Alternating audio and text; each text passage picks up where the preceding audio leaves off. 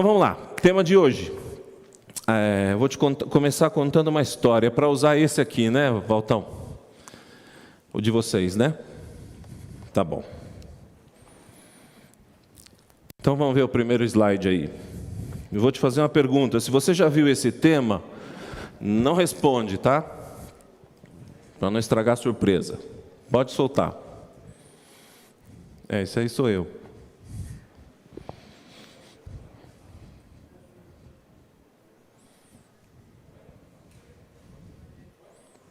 Pode pôr. Aí. Tá meio claro aqui, mas enfim, eu quero que você tente descobrir quem é esse cidadão aqui, se é que você enxerga o rosto dele. E quero que você tente descobrir quem é esta senhora. Olha só o pessoal da técnica. E esta? Quem são essas pessoas? Será que você sabe? Tá bom. E o outro? Essa é a madre. E o outro camarada, aquele ali? Tá bom, pensa nisso, enquanto a gente desenvolve o tema, tá? Pode soltar então o slide normal. A gente começa a história em Atos 10. Eita, nós. Isso, Atos 10. Eu vou te contar para a gente não precisar ler o capítulo inteiro, para não ficar cansativo, e hoje eu fiz o compromisso com os jovens de terminar na hora certa, tá bom? Eles vão ter um evento bacana lá, e enfim, e eu quero usar o tempo de maneira sábia e adequada. Então eu vou te contar a história de Atos 10, se é que você já não sabe. Tudo começa com um soldado romano, chamado Cornélio. Ele morava na cidade de Cesareia. É uma cidade marítima, né? na beira do mar, ali na costa. E Cornélio era um homem que diz a Bíblia que fazia muitas orações. Ele era um camarada que ajudava os pobres. Era uma pessoa religiosa, temente a Deus, simpatizava com os judeus. E um dia, às 3 horas da tarde, ele teve uma visão. E o anjo disse assim: Cornélio, manda chamar Pedro, que está lá em Jope. Nesse momento, Pedro estava lá em Jope, na sua casa, e o anjo disse: manda chamar Pedro, que Pedro tem um negócio para te dizer. E nesse momento, Pedro estava na sua casa, e ele subiu para fazer oração no terraço, e ele começou a orar. Daqui a pouco ele teve uma visão também, e um lençol desceu, com tudo que era bicho, quadrúpedes, aves, animais puros e impuros, né? Que pode comer e que não pode, tudo misturado, tudo junto e misturado. Aquele lençol desceu e o anjo disse assim, uma voz disse para Pedro: mata e come. E Pedro disse: mas eu nunca comi nada comum ou impuro, está cheio de bicho esse negócio aí, não pode. Aí o lençol desceu de novo e a voz disse: mata e come. Ele disse: não, mas aconteceu 3 vezes. Daqui a pouco, Cornélio disse assim: olha, os servos dele, eu recebi uma visão, e me disseram, o anjo disse para eu chamar um tal de Pedro. Eu quero que vocês vão lá e falem com Pedro, para ele vir aqui. Ele mora na casa, está hospedado na casa de um tal de Simão, o curtidor. E os servos de Cornélio foram lá. Quando Pedro acabou de ter a visão, que desceu do terraço, os homens chegaram. Aqui que mora Pedro? O Pedro está aqui. Eles se encontraram com Pedro e disseram o seguinte: o nosso amado mestre, o centurião lá, o chefe de 100 soldados romanos, o Cornélio, teve uma visão e disse que era para te chamar, que você tem um negócio para dizer para ele. É mesmo? Tá bom, vamos lá então, mas essa noite vocês ficam aqui. Eles dormiram, no dia seguinte eles foram. Quando eles chegaram lá, aí Pedro entrou, Cornélio explicou para ele o que tinha acontecido. Pedro fez um pequeno estudo bíblico ali e eles se batizaram. Essa é a história total. Agora eu quero pegar alguns detalhes da história para você ter uma visão ampliada de algumas coisas que acontecem aí nesse ambiente, nesse cenário, que pode nos ajudar na prática, nos dias de hoje, a orientar a nossa vida. O tema do Identidade Cristã de hoje à tarde, a proposta do Identidade Cristã, nesse primeiro tema e nos que se seguem, é colocar de maneira prática alguns conceitos que a gente tem como crente. Como que eu coloco em prática princípios bíblicos que me identificam como crente? Essa é a ideia da identidade. E hoje, de manhã, eu quero começar isso também, usando esse texto de Atos para fazer a gente pensar em algumas coisas que a gente precisa colocar em prática, que nos identificam como crentes. Então, eu vou usar alguns detalhes aí de Atos 10. Vamos lá. Pode passar aí para mim, que esse negócio aqui não está virando, não. Então, esses são os personagens principais, mais um clique.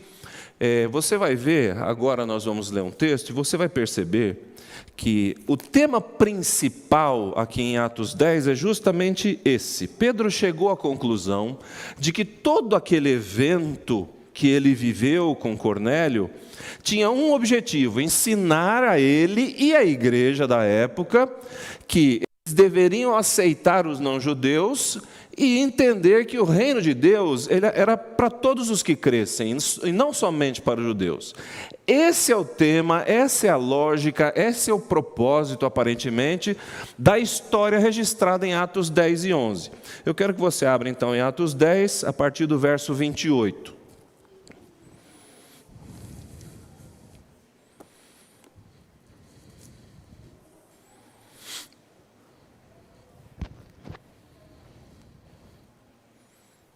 Então, Atos 10, 28, depois de todo aquele evento, depois do batismo de Cornélio, os amigos e os familiares que estavam ali, olha a conclusão de Pedro. Atos 10, 28. Ele lhes disse: vocês sabem muito bem que é contra a nossa lei um judeu associar-se a um gentio ou mesmo visitá-lo. Mas Deus me mostrou que eu não deveria chamar impuro ou imundo a homem nenhum. Então Pedro começou a falar: agora percebo verdadeiramente que Deus não trata as pessoas com parcialidade, mas de todas as nações aceita todo aquele que o teme e faz o que é justo. E no verso 48, veja lá, ele ordenou que fossem batizados em nome de Jesus Cristo. Então, na sequência, pode passar o slide aí. Qual é o tema de Atos 10? Você percebeu nos versos que nós lemos? Pode clicar. Atos 10 trata de comida e bebida? Não, nunca foi comida e bebida, mas tem gente que usa esse texto para dizer que hoje a gente pode comer o que quiser, que Levíticos 11 saiu de cena. Na verdade, Atos 10, se você lê o texto completo, e eu fui aqui para o final, a conclusão de Pedro foi essa: o lençol não tinha nada a ver com comida e bebida. Deus mostrou aquilo para ele entender que ele podia visitar um gentio, podia se relacionar com o não-judeu, que o reino de Deus era para todos, os que crescem e os que estivessem dispostos a agir de acordo com a mensagem do cristianismo. O meu? Ah, tá bom. Então tá, o meu. Vamos lá. Então essa era a ideia. A ideia de Atos 10 é missão e serviço, e os personagens principais são Pedro e Cornélio. A igreja de Jerusalém demorou para entender isso. Se você for no capítulo 11, você vai ver a sequência da história. Aconteceu o seguinte: Pedro subiu para Jerusalém com alguns homens que participaram desse evento, e ele foi muito criticado pelo grupo da circuncisão. E quando eu li esse texto, eu fiquei me perguntando: caramba, a igreja sempre foi complicada, né? Hoje a gente reclama, isso às vezes me faz sofrer das confusões que tem na igreja, as brigas, os desentendimentos entre grupo que pensa assim, um grupo que pensa assado, mas nunca foi diferente. Aqui, se você ler Atos 11, vai perceber que os que pensavam que a circuncisão era necessária criticaram Pedro. Pedro subiu a Jerusalém e teve que dar uma explicação do que havia acontecido, para eles entenderem que Deus tinha um objetivo. É lógico que Jesus já tinha dito isso. Vocês, discípulos, vão a Samaria, Judéia, Samaria e os confins da terra. Mas eles não tinham entendido isso ainda. Isaías, nas suas profecias, 700 anos antes de Cristo, dizia, o evangelho aos gentios, o meu servo vai distribuir o evangelho aos gentios, mas eles não entendiam isso. Então, dentro da igreja tinha aqueles que pensavam assim, aqueles que pensavam assado, e sempre foi assim. A gente tem que acabar convivendo com isso, não tem o que fazer. mas na medida do possível, chegar ao entendimento do que está mais próximo da verdade. Foi isso que Pedro fez ali. Quando ele subiu para Jerusalém e foi criticado, ele explicou para as pessoas o que havia acontecido. A visão do lençol, o encontro com Cornélio, etc. E se você for no capítulo 11, verso 18, veja lá. 11, 18. Ouvindo isso, não apresentaram mais objeções e louvaram a Deus, dizendo: então Deus concedeu arrependimento para a vida até mesmo aos gentios. Amém? Eles entenderam. Finalmente, olha, até o pessoal da técnica comemorou. Finalmente eles entenderam que Deus havia estendido a vida eterna, as bênçãos da salvação em Jesus para todo mundo, inclusive para os gentios. Então, o tema que estava projetado aqui, que era Atos 10, é exatamente esse: a salvação aos gentios, missão e serviço. Agora, algumas coisas você consegue pôr de volta ou pifou aí mesmo? Dá para voltar? Então, algumas coisas têm que ficar mais claras. Eu vou pedir para você ir de novo a Atos 10, capítulo 10, os versos de 1 a 4, para a gente resgatar aí o tema. Vamos lá. Atos 10, versos 1 a 4. Havia em Cesareia um homem chamado Cornélio, centurião do regimento conhecido como Italiano.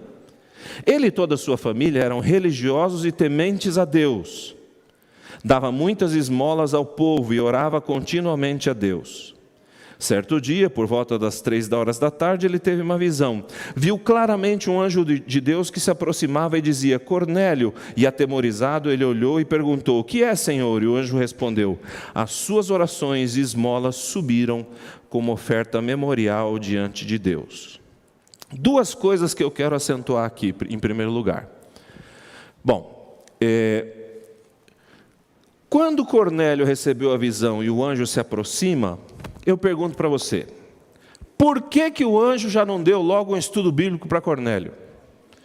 Por que um ser sobrenatural já não esclareceu as coisas? Por que Deus se dá o trabalho de mandar um anjo e dizer: Cornélio, Deus ouviu suas orações e as esmolas que você dá para os pobres subiram como memorial diante dele, que coisa linda, agora você vai e chama Pedro que ele vai te dizer o resto. Ora bolas, por que um ser sobrenatural já não convence o ser humano do que ele precisa saber? Essa não é uma boa pergunta? Por alguma razão Deus reservou essa missão para você. Essa é a realidade. Não tem o que fazer a respeito. A impressão que eu tenho, lendo a Bíblia e ouvindo algumas histórias aí, até na janela 1040, né, de árabes que tiveram sonhos e foram levados à Bíblia, a impressão que eu tenho é que Deus nunca faz o negócio completo no sobrenatural. Ele sempre usa o expediente humano. Ele pode até mandar o sonho, pode até mandar a visão, o passarinho pousar na janela, mas ele vai precisar de você. Na verdade, precisar não é a palavra, né? Deus não precisaria da gente. Mas Ele escolheu assim. O que eu vou fazer? Ele é o Criador. Então, uma coisa que eu aprendi aqui nesse relato, a questão aqui, além de não ser comida e bebida, é o seguinte: a gente precisa entender que se a gente realmente quer que Jesus volte, nós precisamos dar um jeito de colocar algum dom que nós tenhamos em ação. O dom de Pedro era ensinar a Bíblia, foi lá dar o estudo bíblico. Daqui a pouco você vai começar a ouvir falar num projeto aí através de nós. E você vai poder entrar aí num site, se cadastrar, você vai ver como é que isso funciona. Talvez você entre no programa e até goste, mas pode ser que você entenda que isso não é seu dom. Se você entender que o através de nós não é seu dom, você vai ter que achar outra coisa para fazer. Essa é uma necessidade que nós temos. Não participar de modo algum é um problema até para a nossa vida espiritual. Eu costumo dizer que se você está se sentindo um vegetal na igreja, e você acha que as coisas que se dizem lá na frente não funcionam na sua vida, talvez seja porque você está orando muito, lendo muito a Bíblia, mas não está falando disso para ninguém. E se essas três coisas não funcionam sincronizadas, a impressão que eu tenho é que a gente vai diminuindo o ritmo e vai se desanimando. Sabe, a água parada, A água parada fica turva, cheira mal. E em algumas ocasiões na minha vida eu comecei a ter a sensação de que eu era água parada. Eu lia muito a Bíblia, fazia bastante oração, mas não punha isso para frente, não contava para ninguém. E eu comecei a não ver mais sentido em aprender as coisas da Bíblia, porque para que servia aquilo? Era só para eu ter mais conhecimento? E daí? Para que serve eu ter mais conhecimento? Qual é o propósito disso? Então eu descobri que eu tenho que abrir o vão e deixar a água correr, eu tenho que fazer alguma coisa. Eu tenho que andar com o livrinho da esperança, eu tenho que pegar o zap do cidadão lá na praia e mandar um negócio para ele, eu tenho que me virar, porque senão eu não me sinto vivo dentro da religião. Essa história me fez pensar, por exemplo, no que aconteceu nessa virada do ano, aconteceu aqui nessa igreja. A pessoa está aqui, a Raquel. Se mostre aí. Essa aí, ó. No último sábado do ano, ela disse, pastor, ali na entrada. Disse, pastor, me arranja um estudo bíblico para dar? Eu falei, eu não tenho. Arranja alguém aí para eu estudar a Bíblia. Eu falei, eu não tenho. Mas tudo bem, se você está disposta, vai aparecer, dito e feito. Já são 7, 9. Bom, dito e feito. Olha o que aconteceu. 2 semanas atrás, uma menina que foi membro do meu distrito em Bauru me manda um WhatsApp dizendo, Denis, você que está aí em Cotia? Estou. Pois é, aconteceu o seguinte, uma tal de Ana Maria, o filho dela me conhece. A gente se encontrou em uma universidade, em algum lugar, eu não lembro bem da história, mas o filho dela me conhece. E ela ouviu falar do sábado, se encantou com esse negócio e ela quer saber mais, ela está desesperada. Essa história de fazer pôr do sol, sexta-noite, guardar o sábado, ela nunca tinha ouvido falar nisso. E ela comentou com o filho disse, eu conheço um adventista na minha vida, que é essa Keila, que foi membro da minha igreja em Bauru. E esse menino chamou a Keila no WhatsApp e disse, Keila, você é a única adventista que eu conheço na vida. Minha mãe quer saber mais sobre o sábado. Eu lembro que você dizia que você guardava o sábado. Você pode me arranjar alguém para estudar a Bíblia com a minha mãe? Onde que vocês moram? Em Cotia. Vou ver quem está em Cotia. Ligou para a associação, é o Denis. O Denis eu conheço. Me mandou um zap, eu pus a Ana Maria em contato com a Raquel. Elas começam o estudo bíblico sábado, hoje. O que eu quero dizer com isso? Denis, me arranja alguém para dar um estudo bíblico. Quando você está disposto, a coisa acontece. Vai entender como é que uma pessoa acha alguém que foi membro da minha igreja há 15 anos em Bauru, que me acha aqui, que me põe em contato com a pessoa que quer dar um estudo bíblico. Então eu aprendi o seguinte na vida, com essa e com outras experiências. Quando você quer, coisa acontece. Então pensa bem, porque se você sair daqui da igreja hoje dizendo, eu estou disposto, Senhor, a fazer alguma coisa, eu quero saber qual é o meu dom, eu preciso fazer alguma coisa, cuidado, porque se você pedir, vai acontecer, e aí você vai ter que dar conta. Essa é a realidade. Porque quando a gente está disposto, Ele encaminha. Eu tenho percebido que a nossa vida ela é bastante egoísta, né?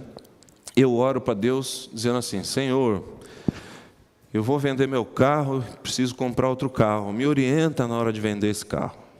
Me orienta na hora de comprar outro carro. Pô, que lindo.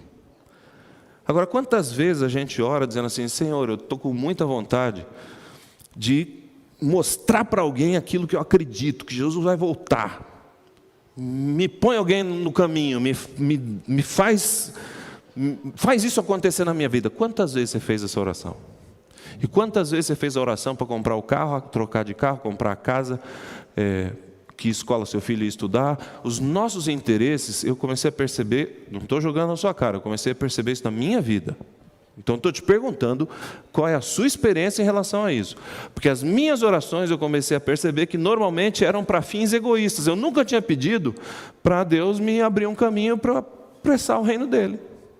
Mas tinha pedido para ele me orientar sobre coisas materiais. O Provai Verde disse, né, para a gente pedir a Deus, antes de fazer qualquer coisa, vamos pedir orientação divina. É verdade, é lindo, mas quantas vezes eu insisto, você pediu, manda um Cornélio na minha vida. Manda alguém que eu possa falar, que está precisando de saber que Jesus vai voltar. Essa confusão que está o mundo. Então esse foi o primeiro detalhe que me chamou a atenção aqui nessa história. O segundo detalhe está aqui no verso 31. Atos 10, 31. Quando Pedro chega na casa de Cornélio e pergunta: o que aconteceu? Por que eu estou aqui? Cornélio conta para ele a história da visão. E no verso 31, olha o detalhe que ele diz. Cornélio, no verso 30, né? Vamos começar do 30 ao 31. Cornélio respondeu: há 4 dias eu estava em minha casa orando a esta hora, às 3 horas da tarde, e de repente colocou-se diante de mim um homem com roupas resplandecentes e disse: Cornélio, Deus ouviu sua oração e lembrou-se de suas esmolas. Mande buscar em Jope a Simão, chamado Pedro. E aí continua a história. O segundo ponto que eu quero acentuar é esse aqui. O anjo disse: Cornélio, Deus ouviu sua oração e lembrou-se de suas esmolas. Outras traduções dizem: Deus não se esqueceu de você e lembrou-se das suas orações e da ajuda que você está dando aos pobres. Primeiro tema, mordomia do tempo e dos talentos. A gente precisa usar como Pedro usou, de algum jeito. Somos mordomos do nosso tempo e dos nossos talentos. Eu perguntei para as meninas, para a Raquel e para a Jaqueline: vocês não estão sobrecarregadas? Não querem que eu faça esse estudo bíblico? Não, quanto mais melhor. Elas gostam, sentem que é o dom delas, essa é a mordomia do tempo delas. Elas usam quase todo o tempo do sábado para fazer isso. Não estou dizendo que você precisa fazer igual. Estou dizendo que você precisa administrar o seu tempo para fazer alguma coisa pelo reino de Deus. Mordomia do tempo. Se isso não acontece, eu vou repetir a fala da Márcia, que estava aqui nessa posição enquanto ela fazia o louvor. A gente é salvo pela fé, mas seria muito estranho se depois de conhecer a Deus, nada acontece na vida da gente e a gente não pratica. Não foi isso que você disse? E é exatamente isso que eu acho que é a realidade. Mordomia do tempo, mordomia dos talentos. Você precisa achar uma maneira de pôr para frente o reino de Deus. Abre o lago, deixa a água correr. E aqui está um lance da mordomia que a gente quase não fala. Essa fala do anjo para Cornélio, ela é praticamente esquecida nos temas de mordomia. É verdade que, se você presta bastante atenção nos temas que se prega aqui na igreja, a igreja adventista quase não fala em dinheiro. Eu estou aqui há 5 anos e meio. Quantos sermões eu preguei sobre dinheiro aqui? Sabrina, acho que nenhum. Eu me lembro de um. E tem gente que ainda reclama. Eu posso te indicar uma igreja que fala mais sobre dinheiro. Se você não acredita no sistema da igreja, eu tenho que te respeitar, né? Paciência.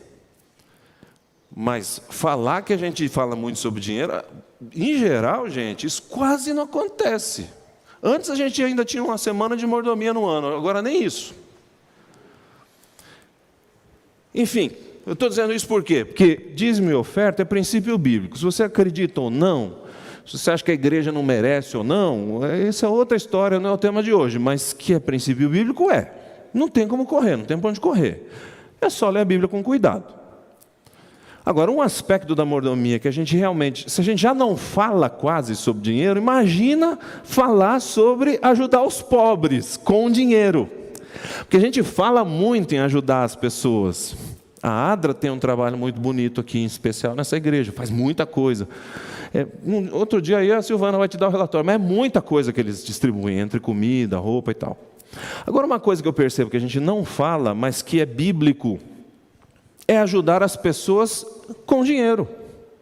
O anjo, por alguma razão, Deus, quando mandou o anjo, disse para o anjo dizer para Cornélio alguma coisa. E o anjo chegou lá e disse, o que ele disse?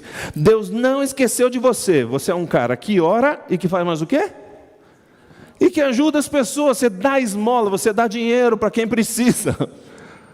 Por que Deus foi se lembrar disso? Fala para mim, não parece um detalhe insignificante? Mas se fosse insignificante, não estaria em Atos 10. Para que ele vai falar disso? Porque Deus leva isso em conta. Eu era estava começando o meu trabalho como pastor, e o Ivan Canhadas, que era departamental de mordomia, um dia falou sobre isso. Faça uma reserva entre dízimos e ofertas, faça também uma reserva para ajudar as pessoas. E eu comecei a perceber que de vez em quando aparece isso na Bíblia. Desde o Antigo Testamento, Deus dizia para o povo de Israel o quê? Tome cuidado das viúvas e dos órfãos.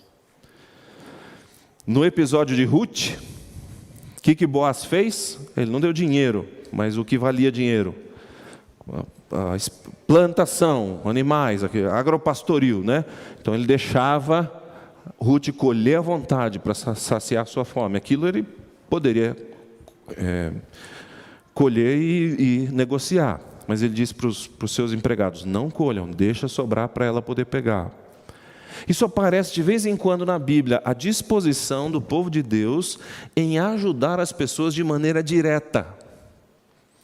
Que é um assunto, insisto, que a gente praticamente não trata no tema de mordomia, mas é um negócio que a gente precisa pensar, ainda mais nos dias que a gente está vivendo. Faça seu plano. Pede para Deus e a necessidade vai aparecer, eu tenho certeza absoluta. Mas é que nem lei da gravidade, você pular desse prédio, você vai para baixo. O dia que você fizer um plano e disser para Deus, põe alguém na minha frente que precisa, vai acontecer. Eu quero ser um mico-leão dourado, pelo menos um macaco em extinção, eu quero ser um mico-leão dourado, se isso não acontecer. Essa é uma necessidade que a gente tem como mordomos de Deus. E nesses tempos que a gente está vivendo, tem gente que às vezes não tem para onde correr. Só que a gente não sabe quem é, mas Deus sabe. Então, Atos 10, o tema é mordomia, é serviço do tempo, dos talentos e dos recursos. O anjo falou com Pedro, que falou com Cornélio, o anjo falou com Cornélio, o Cornélio ajudava as pessoas. Só tem um detalhe, Pedro representava Jesus para Cornélio, que representava Jesus para as pessoas que ele ajudava. Isso não parece a mensagem de Jesus Cristo? Que dizia assim, quando vocês fizerem a um desses meus pequeninos, vocês fizeram para mim. Quando você se dispõe a fazer algo por alguém, você representa Jesus para essas pessoas. Essa é a realidade. Mas eu não sei fazer nada, eu não sou de nada, eu também não sou. Um dia eu li um texto de uma escritora chamada Ellen White, que dizia assim, vocês que estão aí na cidade, né, mesmo que a sua influência seja pequena, façam alguma coisa. Aí eu comecei a pensar, poxa, que texto legal, né? Porque a gente se imagina, ou a gente gostaria de ser um super astro da igreja, né? A igreja tem seus astros estrelas, né? A verdade é essa. Então alguns pensam, poxa, como seria bom eu ser um super astro da igreja, né? Mas não precisa. Você não precisa fazer grandes coisas para estar cumprindo a sua parte no plano da redenção. Ela diz, mesmo que a sua influência seja muito pequena, faça. Eu fiquei feliz com esse negócio. É mesmo, né? Caramba, então eu saio do supermercado, o caixa foi tão agradável comigo, está chovendo, o livro da esperança está lá no porta-mala, eu vou ter que voltar, me molhar inteirinho, aí eu vou, vai. Aí fui lá, peguei o livro, porque mesmo que a influência seja muito pequena, é um negócio que eu tenho que fazer. Então fui lá no carro, peguei o livrinho da esperança, voltei na chuva e dei para o caixa. Porque é a nossa missão. Não é que você tem que fazer isso para se salvar. É que você tem que fazer isso. É o mínimo, é a sua obrigação. A verdade é que quando a gente faz isso, o prazer, a realização é muito grande. Tudo vira um conjunto de coisas que cooperam para o bem daqueles que amam a Deus. E esse é o tema de hoje à tarde, inclusive. E aí eu estava dizendo para vocês que eu também não me sinto grande coisa. Que a minha influência parece muito pequena. E aí eu lembrei de uma história que li há alguns anos. Em Londres, eles estavam fazendo um leilão de um violino. Um violino velho, o acabamento assim, já desgastado, e eles começaram a leiloar aquilo por $6. E ninguém dava nada pelo negócio, e dou-lhe uma, dou-lhe duas, e não saía dos $6, até que entrou um senhorzinho, ali no leilão, foi até lá na frente e falou: posso experimentar? Pode. O velhinho deu um show com aquele violino, um negócio arrebatador, as pessoas começaram a chorar. Era Paganini, o velhinho. Num segundo, aquele violino não valia mais $6, valia 700. E quem comprou foi o próprio Paganini. Porque o fato é que o valor do instrumento não estava nele mesmo, estava no mestre que usou o violino. A nossa utilidade não está nos nossos talentos, nas nossas maneiras, na nossa inteligência, na nossa capacidade, na nossa desenvoltura. Talvez a nossa influência seja pequena, mas quando você se coloca nas mãos do mestre, ele vai fazer acontecer. E é isso que a gente precisa enfiar na cabeça, criar coragem e ser mordomos daquilo que somos, daquilo que temos, do nosso tempo e dos nossos recursos. Enfim, quando o mestre usa a gente, nós somos instrumentos valiosos no serviço. Essa é a lei da vida no cristianismo. Enfim, se você quer se tornar inesquecível, pense no seguinte: para o soldado romano, Pedro se tornou inesquecível. Você consegue imaginar uma experiência dessa, sobrenatural? Nunca mais o soldado romano esqueceu de Pedro. Pedro se tornou inesquecível.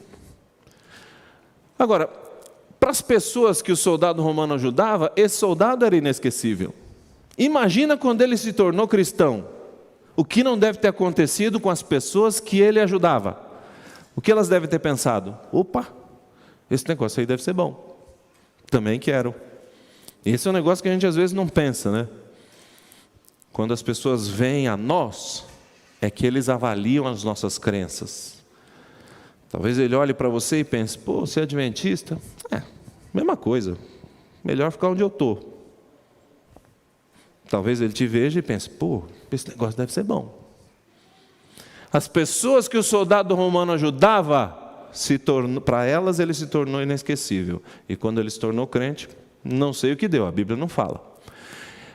Para Jesus Cristo, o soldado romano era inesquecível. Ele disse: eu me lembrei de você. E fez questão de registrar isso na Bíblia. 2000 anos de história, está aí. E para nós, o soldado romano também se tornou inesquecível. A história dele está sendo pregada aí pelo mundo afora. Enfim, o ponto não é se nós vamos nos tornar ou não inesquecíveis para as pessoas, ou nos tornar famosos. Não, o ponto é que a gente precisa se tornar inesquecível para Deus, para o plano da salvação. O ponto é que você vai chegar no céu e vai começar a encontrar pessoas a quem você influenciou, mesmo que a sua influência seja pequena. É nesse momento que essa palavra inesquecível vai ter um peso enorme, porque aí você vai ser inesquecível pela eternidade. Quem é esse cara? Phil Knight. É o dono da Nike. Não sei se ele ainda está vivo. O pai dele queria que ele fosse contador. Ele era um cara empreendedor, não queria saber de ficar parado atrás de uma mesa. Encheu o carro dele na parte de trás de materiais para esporte e foi para uma faculdade de educação física vender. E prosperou. Criou um império. Alguns dizem que com trabalho infantil na China, trabalho escravo, etc. e tal. Existe uma nuvem aí em volta de Phil Knight. Mas você nem sabia quem era ele. Só que você sabia quem era ela. Qual a diferença entre os dois? O serviço. O Eduardo está falando aqui que um é pobre e outro é rico. Isso é verdade. Mas a grande diferença entre os dois, para você conhecer um e não conhecer outro, é o serviço. Ela praticou uma mordomia, que você não precisa fazer igual, mas tem que fazer alguma coisa. Ele só venha a nós o teu reino. Se a Nike dá uma chuteira para alguém, vai dar para o Cristiano Ronaldo, não vai dar para o cara da favela. Porque o Cristiano Ronaldo bota no Instagram e... Você entende onde eu quero chegar? O serviço é a grande diferença, e no fim das contas o rei vai perguntar assim: o que vocês fizeram, vai dizer, né? O que vocês fizeram, alguns dos meus menores irmãos a mim o fizeram. O que nós podemos fazer? Qual é a nossa esfera de ação? Nós precisamos descobrir. Precisamos pôr em prática. Essa vida prática vai identificar você como cristão, como adventista do sétimo dia, ou não. Eu sempre gostei muito de ler a Bíblia. Eu comecei a gostar de estudar no ensino médio. Até lá, eu confesso que eu não curtia muito. Mas no ensino médio eu fui fazer o técnico em eletrônica e me fascinei com o conhecimento, e aí eu comecei a querer aprender. Aí fui para a faculdade e tal, achei a Bíblia um negócio fantástico, tudo que está ao redor dela. E comecei a me esforçar para conhecer a Bíblia e, puxa, que negócio legal. Até que um dia uma velhinha chamada Ellen White escreveu um negócio que me impressionou. Ela disse assim: a Bíblia não é para ser estudada apenas. Você pode achar estranho, né, ela dizer um negócio desse, mas ela disse: a Bíblia não é só para ser estudada, escrutinada, dissecada. A Bíblia é para ser praticada. E caramba, aí o negócio ficou mais difícil para mim, porque eu gosto do conhecimento, mas nem sempre eu tenho disposição para colocar ele em prática. Então, você e eu temos que tomar decisões a partir de agora. Se a gente vai usar a nossa vida como mordomos fiéis ou não. Se a Bíblia vai ser apenas um texto para ser discutido lindamente aqui a cada sábado, no culto e na escola sabatina, ou se ela vai ser colocada em prática. Que Deus nos ajude. Peça para Ele, Ele vai te ajudar. Eu estou lutando com isso. Você também pode. Que você tenha um sábado feliz e de reflexão sobre a sua identidade como crente, sobre aquilo que você põe em prática desta linda teoria chamada cristianismo. Que Deus te abençoe.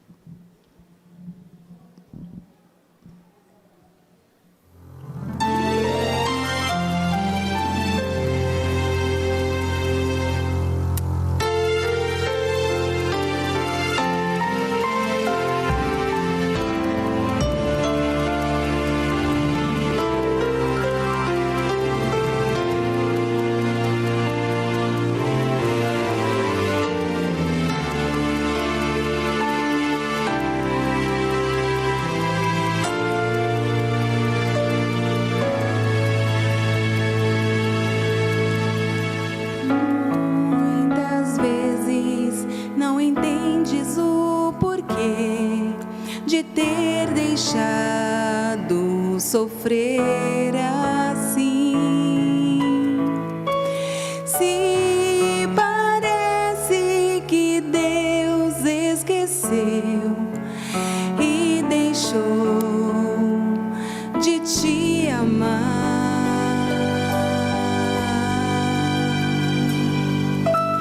Tudo tem um motivo para acontecer. Qual é o melhor? Mesmo que não entendas o porquê, espere no Senhor. Deixe Deus operar em teu ser, mesmo que custe o sofrer.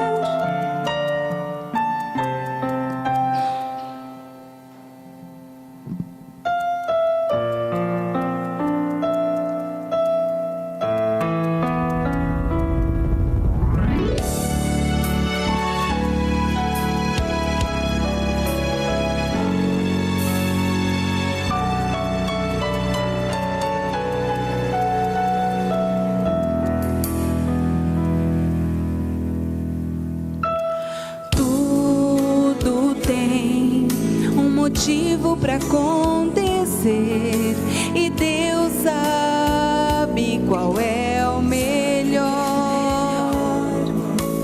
Mesmo que não entendas o porquê, espere no Senhor. Deixe Deus operar em teu ser, mesmo que custe o sofrer. Confia em Deus que Ele tudo fará, até mesmo que parece mais difícil ou impossível. Deus o pode, Deus o pode, Deus o pode fazer. Deixe Deus operar em teu ser, mesmo que custe o sofrer. Confia em Deus e Ele tudo fará, até mesmo que parece mais difícil ou impossível. Deus o pode, Deus o pode, Deus o pode fazer.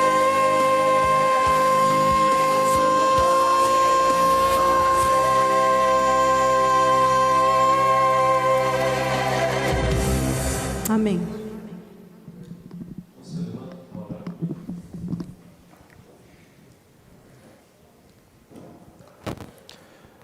Nosso Senhor, nosso Deus, agradecemos a Tua disposição em revelar a Tua palavra para nos orientar aqui enquanto caminhamos para a vida eterna.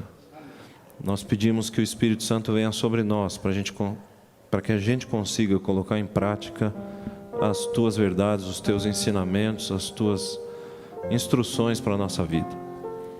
Nos ajuda hoje, em especial, a sair daqui com a disposição de sermos mordomos Teus, representantes Teus para as pessoas que estão aqui nesse mundo.